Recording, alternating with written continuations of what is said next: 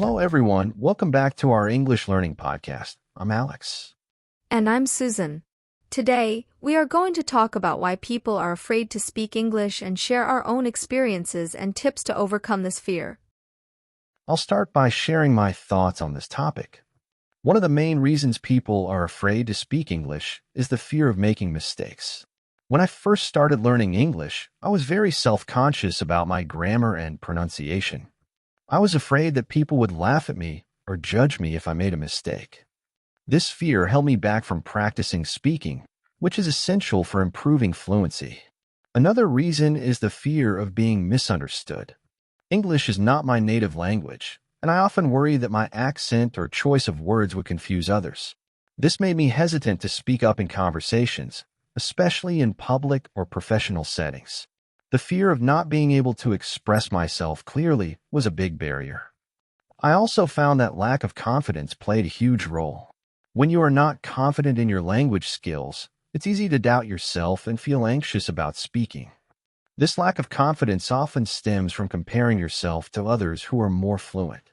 I used to feel inferior when I compared my English to that of native speakers or more advanced learners. One of the strategies that helped me overcome these fears was to change my mindset about mistakes. I started to see mistakes as a natural part of the learning process rather than something to be ashamed of. Every mistake is an opportunity to learn and improve.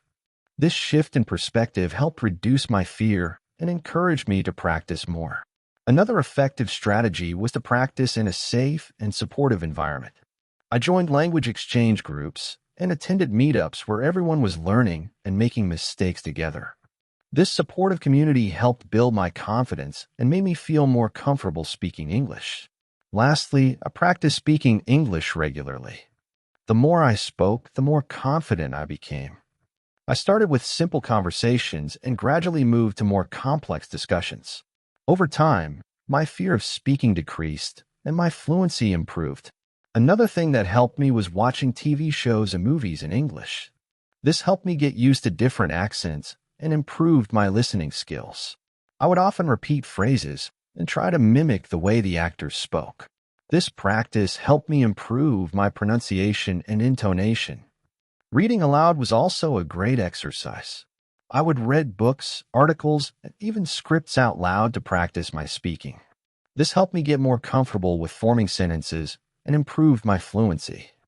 I also recorded myself speaking and listened to the recordings to identify areas where I needed improvement. Joining online forums and discussion groups was another way I practiced my English. These platforms provided a space to engage in written conversations, which helped me practice my writing and reading skills. It was also a less intimidating way to practice expressing my thoughts in English. I found that setting realistic goals and tracking my progress was very motivating. I would set small, achievable goals like learning a new word every day or having a 5-minute conversation in English.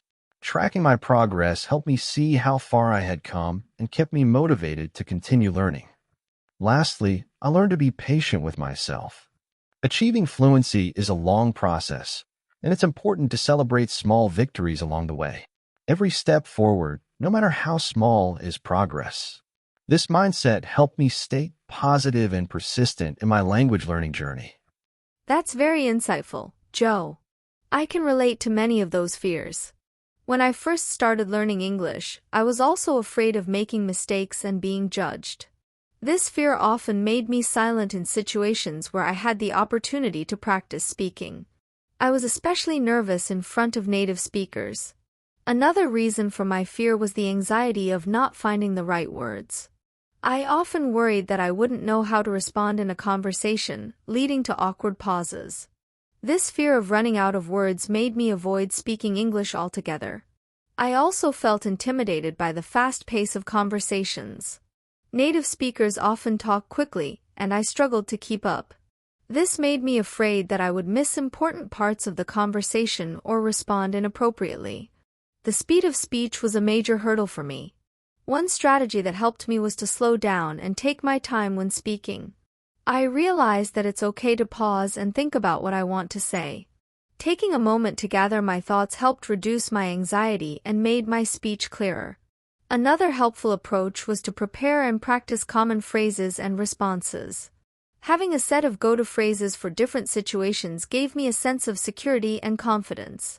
This preparation made it easier for me to jump into conversations without the fear of not knowing what to say.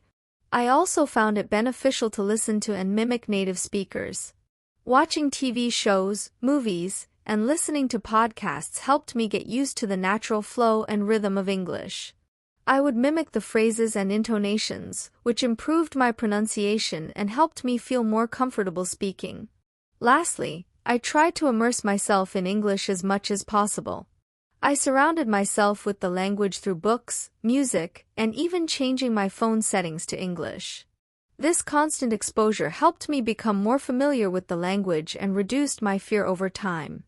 Another tip is to expose yourself to different accents and dialects. English is spoken differently around the world, and getting used to these variations can help improve your listening skills and make you more versatile in your understanding of the language. Teaching others can also reinforce your own learning.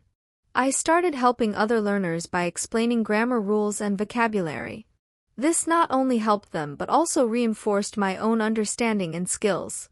Seeking feedback from native speakers or teachers was very helpful for me. Constructive feedback helped me identify areas where I needed improvement and guided me on how to make those improvements. This made my learning process more effective. Another strategy that worked for me was using language learning apps. These apps provided structured lessons and allowed me to practice different skills, such as vocabulary, grammar, and listening. They also offered interactive exercises, which made learning more engaging and fun. I also set specific learning goals. For example, I aimed to learn a certain number of new words each week, finish reading a book in English within a month, and write an essay every week. These goals kept me focused and motivated. Tracking my progress through these goals helped me see my improvement and stay motivated. Practicing speaking was a crucial part of my journey. I used language exchange apps to talk with native speakers. It's a great way to practice and make friends. Speaking regularly helped me improve my pronunciation and build confidence in using the language. Joining online language groups and forums where I could interact with other learners was also beneficial. These groups provided a supportive environment to practice and learn from others. They also helped me stay motivated and encouraged me to keep going. Recording myself speaking and listening to the recordings helped me identify areas where I needed improvement and track my progress over time. It might feel awkward at first, but it's a very effective way to improve your speaking skills. Finding a language partner to practice with regularly was another helpful strategy. Having someone to practice with consistently helped me stay accountable and motivated. We would set goals together and support each other in our learning journey. Lastly, staying positive and patient with myself was crucial. Learning a language takes time, and it's important to celebrate small victories along the way. Every step forward, no matter how small, is progress. This mindset helped me stay positive and persistent in my language learning journey. Overcoming the fear of speaking English is a gradual process, but with consistent practice and the right strategies, it's definitely achievable. We hope our experiences and tips will help you feel more confident in speaking English. Yes, thank you for listening. See you next time.